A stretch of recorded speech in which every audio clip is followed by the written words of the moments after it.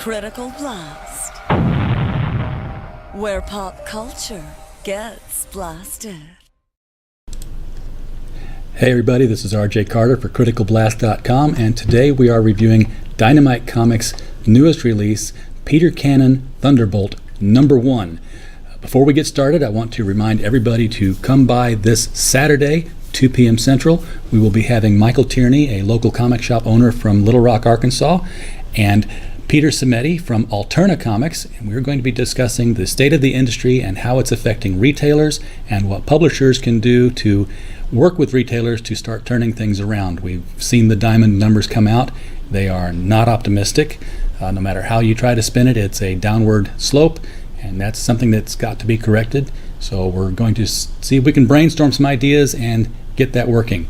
Also, you'll see some links in the description here for Gods and Services, which is Critical Blast's first and hopefully not their last anthology of science fiction and fantasy.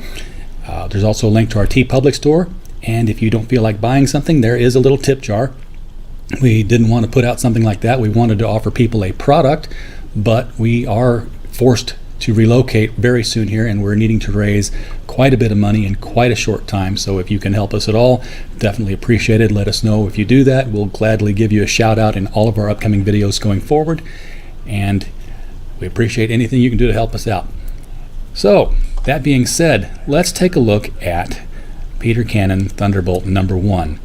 Now, for those who don't know, and longtime comic book fans will know, Peter Cannon was one of the Charlton Comics heroes before Charlton went out of business, along with Captain Atom, Blue Beetle, Nightshade, Peacemaker, and The Question. Now, what do all 5 of those characters have in common? Well, you see them in DC Comics, because DC acquired them when Charlton went out. Peter Cannon was acquired by DC, but he just hasn't been one of the more utilized characters. Not sure what his legal status is or why Dynamite is able to use him in a title. I know it's obviously okay to do that. Dynamite's very good about taking the public domain characters and doing something. So I'm wondering if they're going to have their own version of Captain Atom and the other characters come out at some point. Which would be interesting to see 2 different companies have takes on characters with shared rights. Again, I don't know what the status is on that. Maybe somebody could enlighten us in the comments. That would be great. The other trivia thing, though, about the Charlton heroes that I've always loved is that they are the prototype for the Watchmen. When DC acquired these characters, they asked Alan Moore to write a story to introduce them to the DC readership. Alan came up with Watchmen, and DC said, love this, but we need to be able to reuse these characters, and this is something where we wouldn't be able to, and plus it's really good and unique, and it's kind of its own little thing. So they revamped the characters and redesigned them, and Captain Atom became Dr. Manhattan, The Question became Rorschach, Blue Beetle, Night Owl, and Peter Cannon Thunderbolt became Ozymandias. Now, this is important because of the way this particular story plays out. Peter Cannon is a guy who was studied abroad in the East, and he came endowed with mystical knowledge. Not necessarily mystical, I guess, but his brain is opened up. He's using all of his brain power. And this book here is written by Kieran Gillen and with art from Casper Wungard, and I'm torn on it because I don't know whether I want to say, gosh, it's like really lazy writing because everything is kind of derivative, or if Kieran has just displayed one of the biggest set of balls in comic writing we've ever seen, and I'll get to why that is.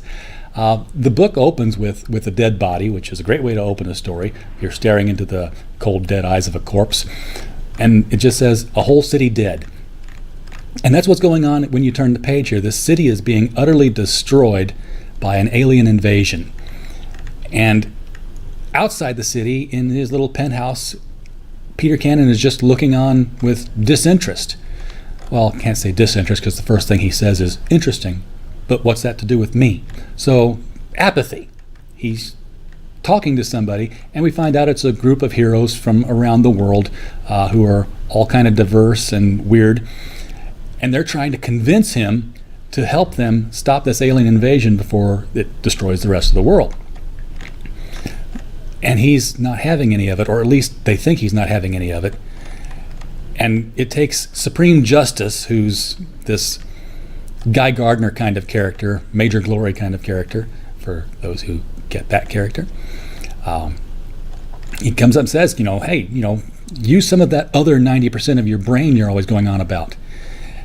And this is where the writing's a little lazy, because he's like, oh, Supreme Justice, you totally misunderstand me. It's not that I have mystical access to locked off 90% of human potential. And he's being approached from behind by the character who tries to punch him in the back of the head.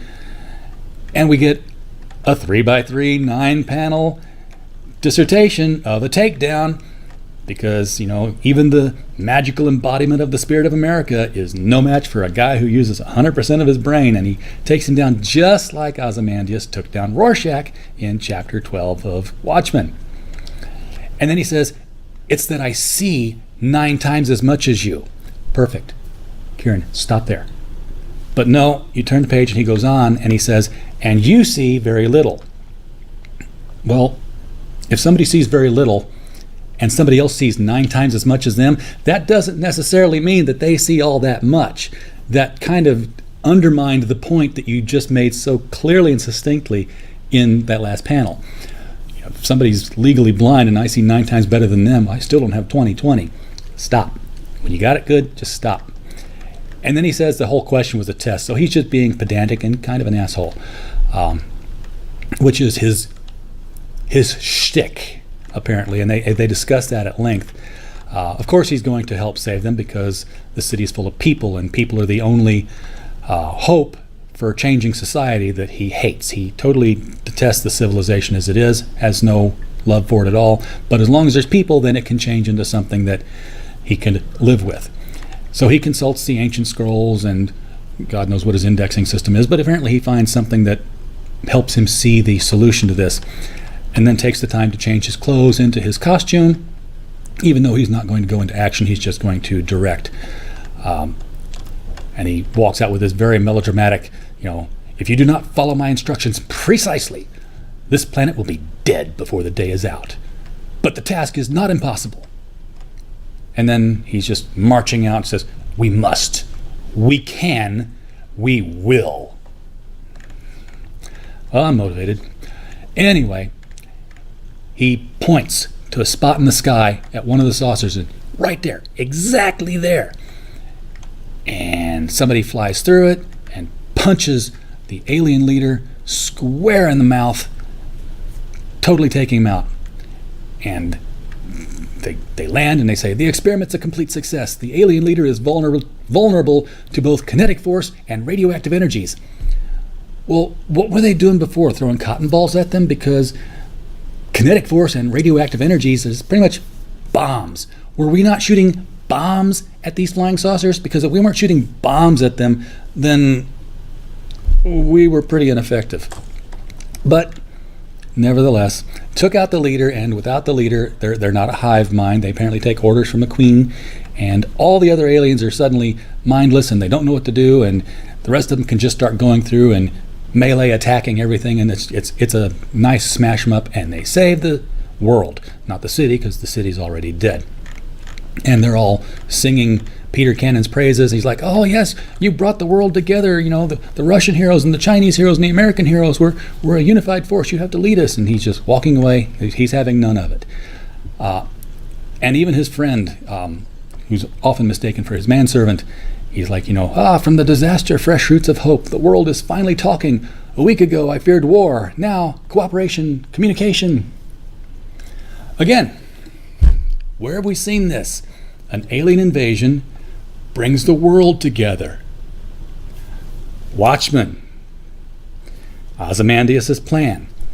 In fact, Peter Cannon, it's hard not to call him Ozymandias at this point, so I've got to watch myself, is talking to his friend. His friend's like, I don't understand, why aren't you happy? And he's like, this is an unimaginable outrage designed to precipitate this exact result. It's an external threat to bind a divided world together. Yes, the plot of Watchmen. And his friend's like, who could even think of such a thing? Who could do it? And Peter Cannon says, I would. I did. I did it 30 minutes ago. No, he doesn't say that. But at this point, I'm like groaning. I'm like, no, please stop. And we're in the 3x3 panels of Watchmen again as this all goes by. And his friend is like, how could you do this? Why did you do it? And he's like, of course I didn't do it. He says, it's immoral and it would be ineffective. It won't last. It was like, well, if you didn't do it, who did? There's only one possible answer. No one on this planet has sufficient capacity for imagination, vision, or talent to achieve it. We are under attack from a Peter Cannon from another dimension. And it's fade out and fade in to a stately pleasure dome decreed by Kublai Khan in an Antarctic wasteland, inside of which are a panel upon panel upon panel of televisions focused on different scenes. One of them in the center is on Peter Cannon Thunderbolt, and we see the back of someone's head looking at it saying, eventually someone would work it out. And who is it but Peter Cannon Thunderbolt, decked out in the gold and purple cape and armor of Ozymandias himself. That's a bold move. When you go almost the whole issue saying, yeah, we're ripping off Watchmen. Yeah, we're ripping off Watchmen. And then you get to the last issue and you say, oh yeah, we're ripping off Watchmen. That's a totally different thing. I have to come back and see how this plays out now. Because before it was like, oh, this is derivative. And now it's like, no, it's not derivative. It's a direct swipe. What are you going to do about it? I'm loving it. So good job, guys. You got me hooked. Like I said, the writing fell apart in a few places, but as an overall big concept, yeah, I'm going to check this out. The artwork was, it was good. I think some of the backgrounds maybe were a little sketchy, but they weren't ultimately important here. At least they weren't blank. They weren't blank backgrounds. They were just kind of generic backgrounds. But the aliens looked alien-y. The body types looked unique. The anatomy wasn't out of proportion in any way. Nobody looked stiff. Everything kind of looked dynamic. So, art-wise is great. Concept-wise, I'm sold. Thank you guys very much. We'll be back. And thank you guys for coming to watch this. Remember, come back Saturday for our live stream with Peter Samiti and Michael Tierney. Do subscribe and hit the bell for notifications so that you'll be aware when we're up. Thank you, guys.